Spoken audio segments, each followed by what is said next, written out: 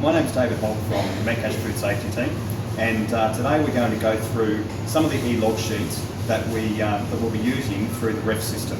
So if you haven't already done so and you're using the Refss system, what's been created is this e-log sheet user guide. So get in contact with Icon Global or your Metcash area manager, and you should be able to get a copy of this, and which will help you go through and complete all of those e-log sheets that you do within your store. Today we're going to be going through our daily scales check. So this user guide will show you step by step how to go through the scales check, what to look for, what to do, what the corrective actions might be, and all the way through to submission or saving the e-log sheet for a later time. So grab hold of that and then go and do your e-log sheets. So now we're going to go through and we're going to do our scale checks in our store. Now, depending on how many scales you might have in your store, you need to do this check for every single scale. And what this is doing is it's verifying the accuracy of the scale, hopefully prior to you trading on that scale for that day. Grab your tablet, which has been supplied, go through, find your daily scales check, and then go through and do the check.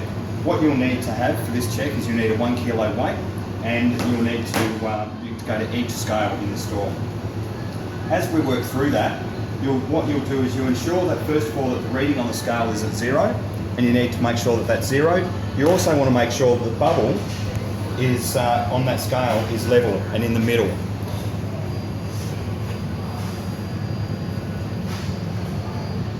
Once you've done that, then you want to go through, you want to make sure that there's nothing on the scale, nothing that could be obstructing the scale, and then you go through and you do your checks. It's as simple as grabbing the 1 kilo weight, putting that on the scale, and making sure that it actually reads 1 kilo. When you go through on the tablet, you'll be choosing your name, and you'll be going through and you'll be filling out this tablet based on the scale that you're testing at the time. In this tablet here, we've got the daily scale, so I've chosen my name as David Holt. My daily scale I'll be choosing is accurate at 1 kilo, so I'll be choosing 1 kilo. Then every log sheet requires you to sign it. So you go through and you sign that log sheet.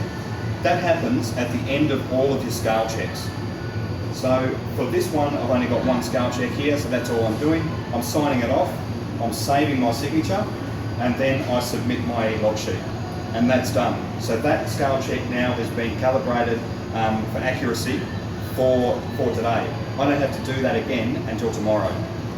If we would go through and when we put this 1 kilo weight on the scale and this showed that it was above 1 kilo, then we would need to go through on the tablet and we would need to choose that it was above 1 kilo. If that happens, then a corrective action now or corrective action later will pop up on the screen for you to do something about it. You can't allow that scale to be used while it's inaccurate.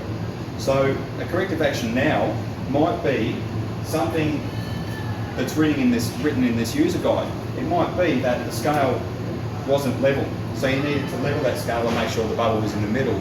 It might be that there was something on the scale that was creating an increased reading on the scale, so it was over 1 kilo. If you've been able to rectify the issue, the corrective action now will be that you've leveled the scale or that you've removed the obstruction. And then the closeout of the corrective action will be that you've tested the scale again, it reads 1 kilo, and you press save. If you haven't been able to fix that scale, then you would have no choice in your store but to tag that scale out of business. You can't use an inaccurate scale, it's illegal. So therefore, you tag it out of service, and you get an external contractor to come in and fix the scale or re-verify the scale because it's inaccurate. The same situation happens if you put the 1 kilo weight on the scale and it reads under 1 kilo. Okay, so if it reads under 1 kilo, then that's not an issue for the store, for the customer, but it is an issue for the store because you'll be undercharging the customers at each time. So you need to go through and you need to go through that process, put in your corrective actions, sign it off, and then submit on that tab.